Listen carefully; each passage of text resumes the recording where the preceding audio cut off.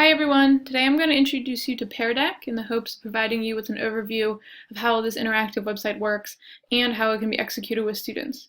So what you're currently looking at is where you build your Pear Deck. You can think of your Pear Deck as a slideshow.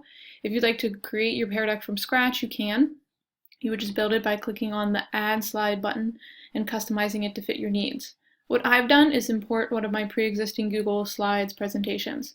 This is a great feature because you don't have to recreate your own work and you can already utilize what you have. Just a heads up though, once you import your presentation, Pear Deck seals it. And by seals it, I mean, for instance, on the second slide, you no longer have the ability to fix a spelling error if you find something, or edit, move boxes, text boxes around, etc. So make sure you're happy with the presentation before you import it into Pear Deck. Additional slides can be added, as well as interactive elements.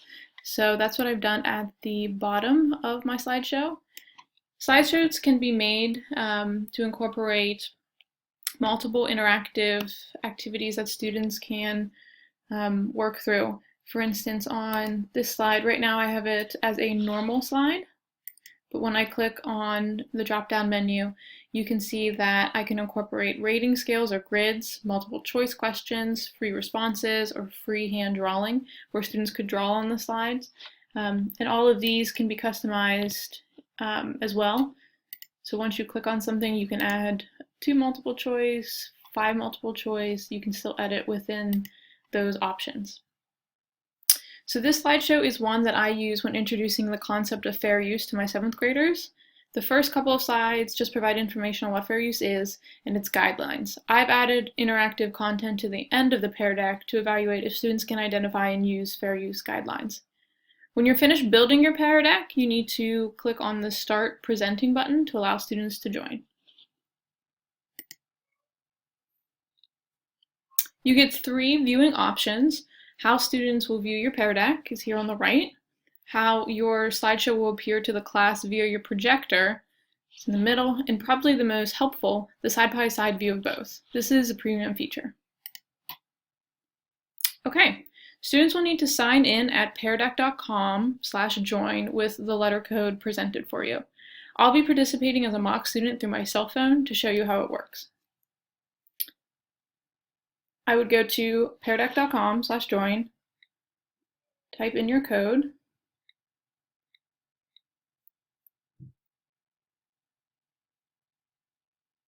and you can see that now Pear Deck is telling you that one student has joined, which is me, and this list would populate with all your students. Once everyone's in, you can go ahead and start your presentation, and you would just go through, and this is direct instruction explaining what fair use is. If I want to add a quick question, maybe I'm not sure if the students are understanding something, or you just want to do a quick check for mastery, I clicked on the question box and I'm going to ask a quick question. I want to ask it about this slide, and maybe it's just yes or no. So I would out loud ask the students a question about the slide, and the students would on their screen vote yes or no. You can see that I have clicked A for yes, and if I show students responses, you can see that we have one student here, which is me, that have clicked yes. So this whole row would populate with dots, as well as this whole row, depending on what the answers is. Back to our slideshow. I would continue going through all of the examples until I get to my first truly interactive slide. So this is a video, it's called Scary Mary, and it uses some copyrighted content, but it's been reworked. So what I'm asking students is, do you think this video falls under fair use? So we would watch it, and then again, same prompt question, do you think this video falls under fair use? I've set this up as a text response, and right now my students' responses are hidden. So as a student, I'll type in my response on my phone.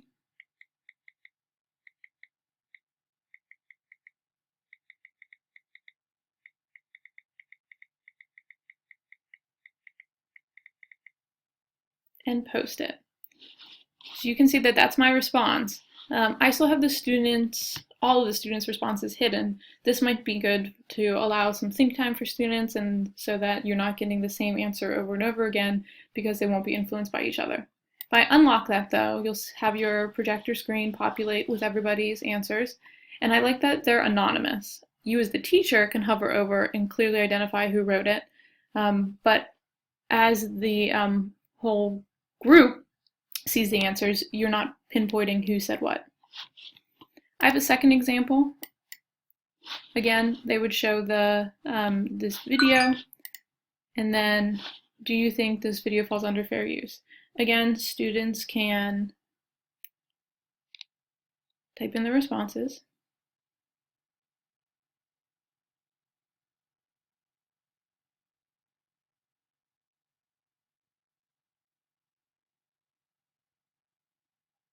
And they would post them. And again, students' responses would populate the screen. You also have the option to lock the student responses. So if you give them maybe 2 minutes to respond and then you want to lock it so no new answers are able to be added, that's also an option.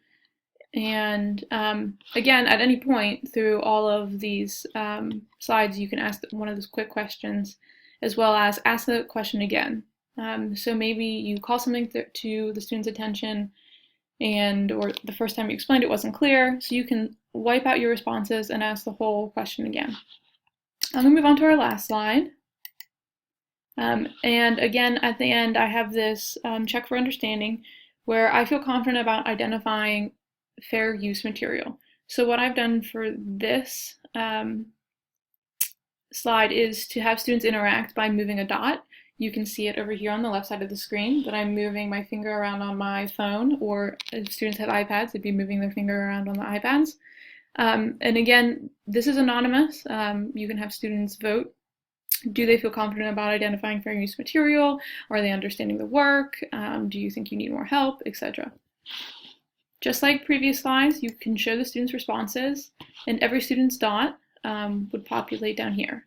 Again, great feature is that it's anonymous, so if you do have a student who has a red thumbs down, you as a teacher know, but his peers don't. When everything's finished, you would just move on to your last one, and the power button over here allows you to end the session. You can always give it a name. For instance, this is your period 1, or this is your A day, B day. I'm going to just name this a trial. You can save and end the session.